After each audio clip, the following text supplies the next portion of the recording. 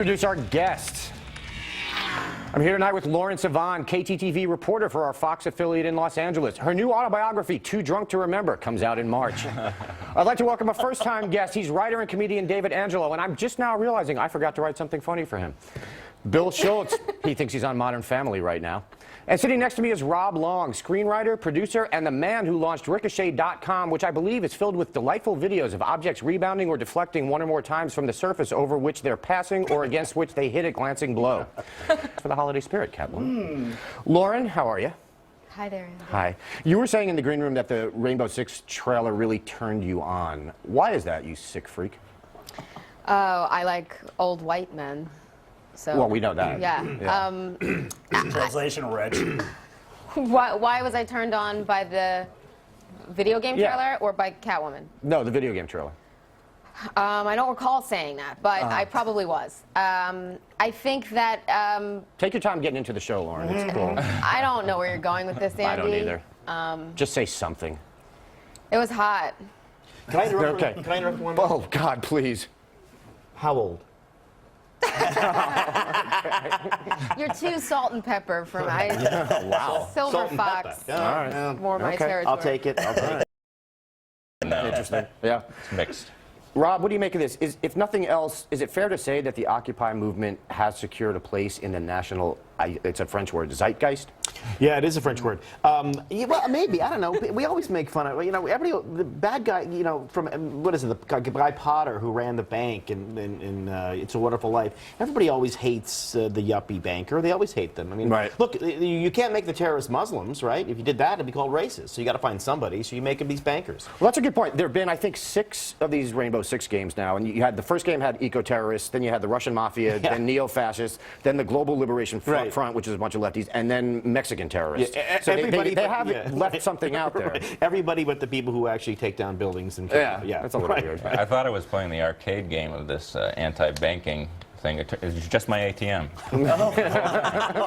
Worked out. We got overtime. Well, and also, weren't they like condemning you on camera? But then when after the camera was out, they'd be like, "I really think your attention for this. I love having you here." They're like having a bad whip. I mean, they would scream, "You're Murdoch's whore" in my face while I was on camera, but afterward they're like, "Listen, I know you're just doing your job." Murdoch's whore loved your red eye. Hey, Rob, what do you make of these polls that show that a majority of Americans think the rich aren't paying their fair share of taxes? Well, it kind of fits in line with what a majority of Americans think the system is rigged against them. That seems kind of fair. I mean, the truth is, there's just a AOL financial page had a poll yesterday that said majority of Americans actually like their bank. They actually like their own bank more than they like the government. So there's a million polls like that. Look, people don't like it when the economy goes down and they feel like they didn't have a fair shot. That's all they really want. And it's hard to look at what's happened the past couple of years and think that they're wrong. I mean, the reason the Occupy Wall Street and the Tea Partiers and so the general mood of the country kind of align in certain ways is because people kind of feel like the system was rigged against them. That if you were, you know, a taxpayer and you did your job and you play by the rules, that you kind of get the shaft. Yeah, no, I agree with you, and that's why I had some empathy for the occupiers, and then they just started being stupid. I mean, yeah, they are stupid. I mean, it's a whole cavalcade of nonsense down there. But the kernel of it is, you know, we have a system that where government and big business are aligned against, you know, ordinary capitalism. Right, and you would think that the solution for that is less government, but one would think that. not. Yeah, one would think that. Right, one would think that. But, you know, Wait a second. Yes. Okay, Rob, so a bunch of the Republican candidates picked Superman as their favorite superhero. Come on, at least Obama was born on this planet, right? Well, yeah, I mean, that's, I'm actually surprised that Ron Paul punted on that. I mean, I thought he'd say something like, I refuse to participate in, you know, the cultural tactics of the international Jew, or whatever it was. from the newsletters he didn't write, obviously. I'm surprised he didn't say Booster Gold. Oh, yeah, right. You know, he could have, like, been more, that would have been my guess. Thoughtful is what absolutely, you want from him, Lauren, by doing this, has Ron Paul lost the 9-year-old vote? Look, you know who's shaking his head right now.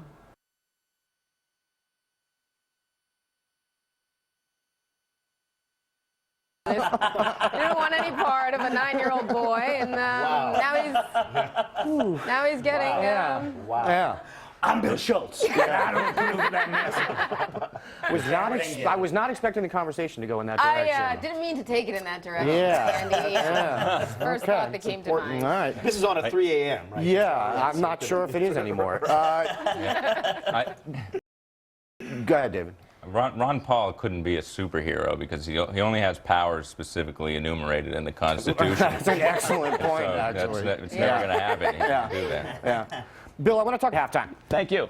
Rob, should Twitter shut down this HSM press account, or is that just ridiculous government overreach? It sounds like ridiculous government overreach. I mean, it's 141 characters. It's not. I mean, what would that tweet even be? You know, please come to Somalia for your jihad. You know, please retweet. Right. I mean, that's crazy. Well, and my question anybody really is, going to do that? If the government can force Twitter to shut down this account, can the government also tell, like, say, the New York Times, you can't let certain people write op-eds for you? Well, I mean, that's a different thing. Yeah, I would. There are a lot of people I'd put on that list, but, or force them only to use 141 characters. Well, that'd be good too. Yeah. Lauren, separate question as to whether the government should shut it down. Should Twitter shut it down? They have 4,600 followers. Right. If we're going to shut something down, let's take a look at the Kardashians, okay? They just hit 12 million. They are far more dangerous than this little group. I mean, it's almost adorable that they've got on Twitter, but they barely have any. I mean, that Armenian family, they're the threat to national security. We're going to shut down something. All right. David, last week someone tweeted at this account, HSM Press. They tweeted, it is good when extremists or perceived extremists come out and talk. Can we have a coffee with them too? I think we have HMS Press's response. Rusty, can we put that up?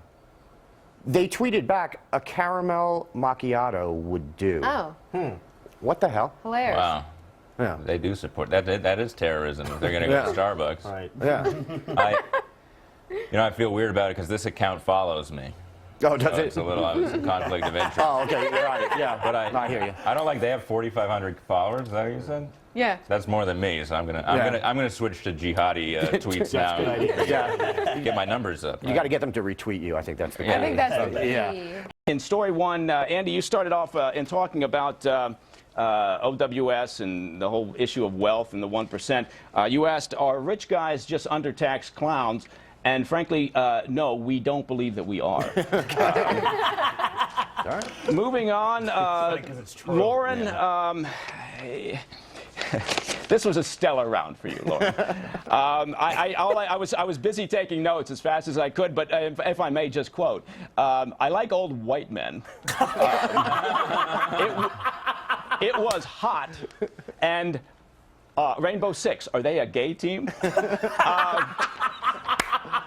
So I think we might as well just move on at that point. Stand by. David, by the way, welcome to the show, David. Thank you. It's a pleasure to have you on here. Favorite video game? I've been playing Guitar Hero Lindsey Buckingham edition. Pretty good. You don't even do the songs, you just write apologies to Stevie Nicks. Okie dokie. Rob, according to what you said, is it true that you referred to Old Man Potter from It's a Wonderful Life as a yuppie banker? Yeah. You know, I didn't get the movie, so I probably shouldn't refer to it. I actually thought that SNL should have been shut down and Jimmy Stewart should have been arrested. Did I not? I guess I didn't You're talking understand about it. my absolute all-time favorite movie. Well, boo-hoo, you know.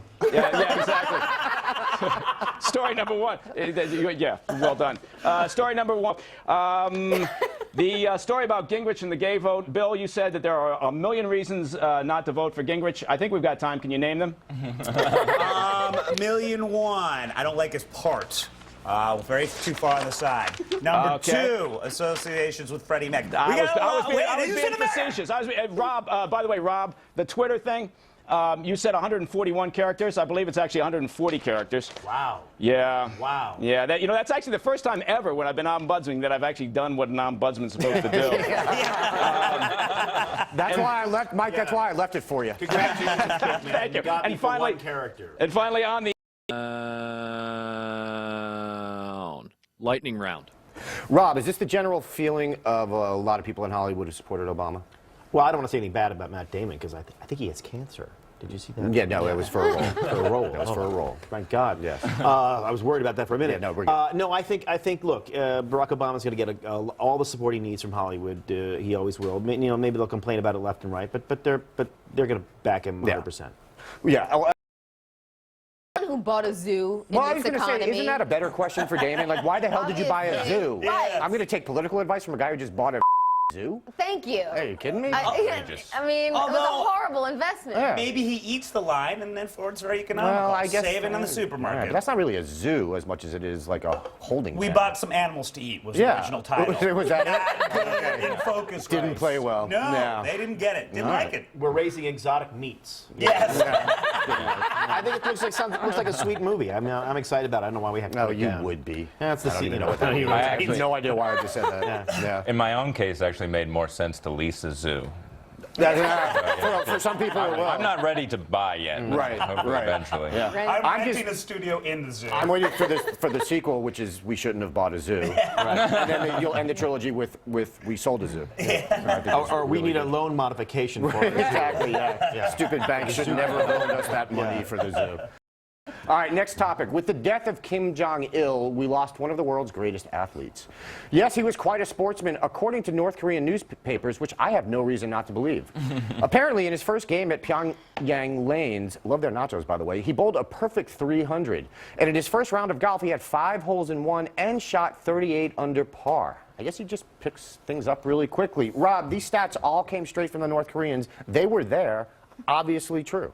Yeah, look, a lot of Koreans can play great golf. There's that girl and that other guy. You can see they play golf. Both of them are good, yeah. Both of them are pretty good. Yeah. So I believe it. I believe it. Maybe the later years he had a little trouble with the swing, but he may have played on the senior tour. But Right. That's a good point. Lauren, do you think, is any chance his son will top these sporting achievements? Neither one of them looks particularly like an athlete, but this just goes to show sometimes hidden talents. Well, if the father is as good as the North Koreans claim, I'm going to suspect that Kim Jong-un is juicing because he seems like twice the size of his athletic father. Do you think it could be just the pressure of being the son That's of right. a guy Of who's such that an amazing good? athlete. Yeah, you need to do something to step it up. Yeah. I think Kim Jong should be juiced because he looks like a giant inflated orange. There's no way. Nuh-uh. honestly, though, it kind of looks, just seeing the father and son together, it looks kind of like a cats in the cradle situation. Right. I don't think he spent a lot of time with that kid. I don't think he did it. Just Main ingredients in lussekatte is butter. Do you think this is enough for all the Christmas cakes that I was gonna make in Christmas? You don't know how it feels being without butter in Christmas time. Rob, he makes some valid points. We don't know what it feels like being without butter during Christmas time. no. Norway has changed a lot. It feels like Penelope Cruz has a very unattractive sister. I don't think it's a Scandinavian country. Yeah, very unattractive sister in that. Yeah, look, I think I just drove across the country, and we have plenty of butter in this country. We should send them some. You'd be like an airlift. Yeah, we could send them some. We could just send them just a huge Walmart. We could just it's filled with butter. Yeah. Lauren, this butter shortage, what is going on here? You're a news person. You didn't even know about this story? I mean, if they're upset that we're making fun of them for their butter shortage, but this video proves there's so many more valid reasons to make fun of their culture. Look, they look great, I might add. I didn't see any body fat on that guy, girl. I don't know what that... Norwegian. Norwegian? Just stick with Norwegian. I think that it's a blessing in disguise, frankly. It might be. David, do you think, will comedians stop making fun of this whole thing now? I can't. The fans demand that we do these Norwegian butter jokes. I try to end my set. Do the Norway stuff. Time to go back to Mike Baker for the post-game wrap-up. Well, thank you very much, Andy. Hey, Rob. Yeah. Who's winning the Ricochet Center of Gravity poll on Ricochet.com? Well, I'll tell you, Newt Gingrich is up by 2 points, 32. Mitt Romney's following at 30, and it's a distant. Everyone else is clustered at the bottom. Well, okay. All right. Got it. Excellent. Thank you. You got it. Wow, excellent. All right, Andy, that's it from me. Good night. Good night, Mike. Thanks a lot. Thanks to Lauren Sivan, Bill Schultz, David Angelo, and Rob Long. That does it for me. I'm TV's Andy Levy. I'll see you tomorrow. Won't be hosting, but I'll be here. You never know.